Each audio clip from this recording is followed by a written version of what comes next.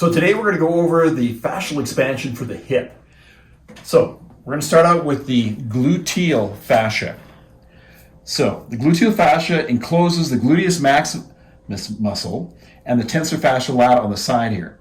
It permits independent actions between the gluteus medius and gluteus maximus muscle. The fascia connects the thoracolumbar fascia to the fascia lata. So thoracolumbar fascia up in here to the tensor fascia lata on the side here. Now, the gluteal deep fascia connects to the skin via a strong vertical septa at the gluteal fold. So right across the gluteal fold here. Now, the gluteus medius fascia is a thin, adherent connective tissue layer that enables gliding between the gluteus medius and maximus muscles.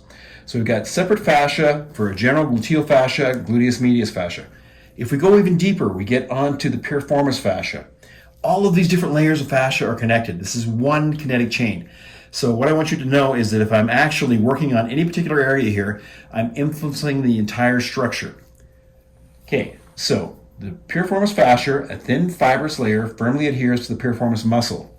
This attaches to the sacrum in the middle, the greater sciatic foramen, and extending laterally to cover the gluteus minimus muscle.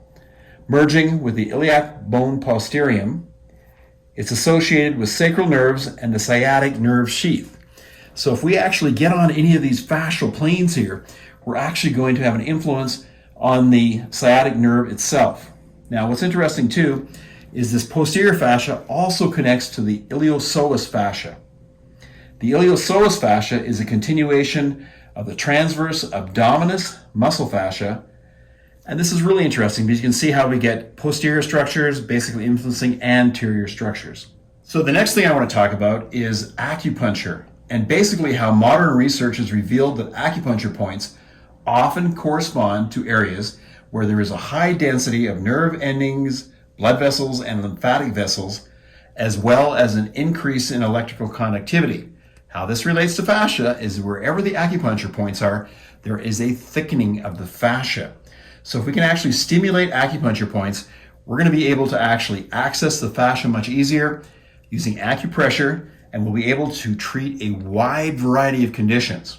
So our focus this time is on the hip. So the first acupuncture point we're going to talk about is gallbladder 30. Now, location is on the lateral side of the gluteal region when the patient is in a lateral recumbent position and the thigh is flexed.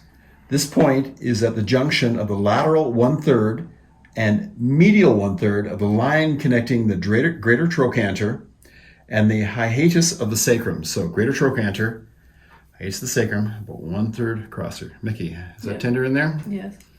Okay, so when you're working on this area here, we're going to not just get in there and push straight in, we're actually going to stimulate that area a bit and kind of roll it there. How are we doing? It's good.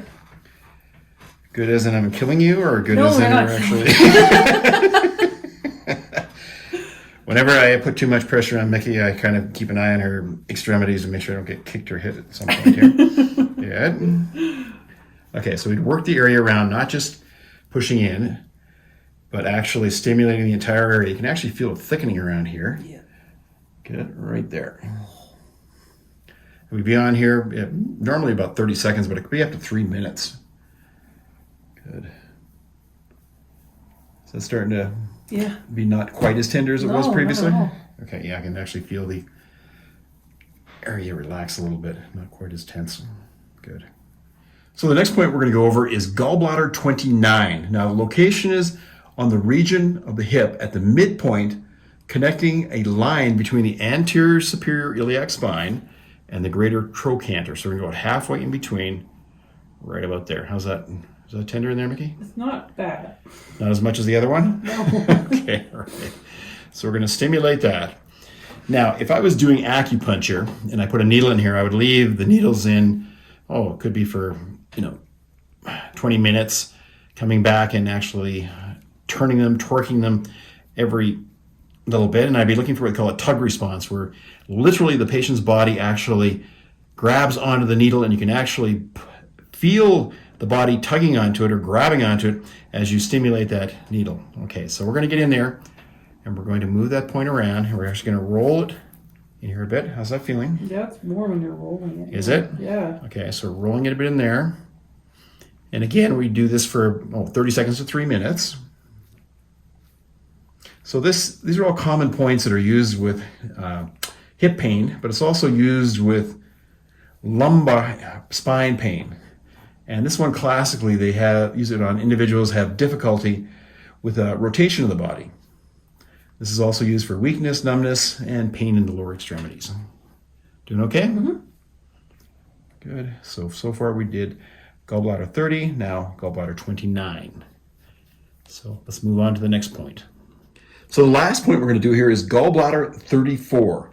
Now, this is located on the lateral aspect of the lower leg in the depression anterior and inferior to the head of the fibula.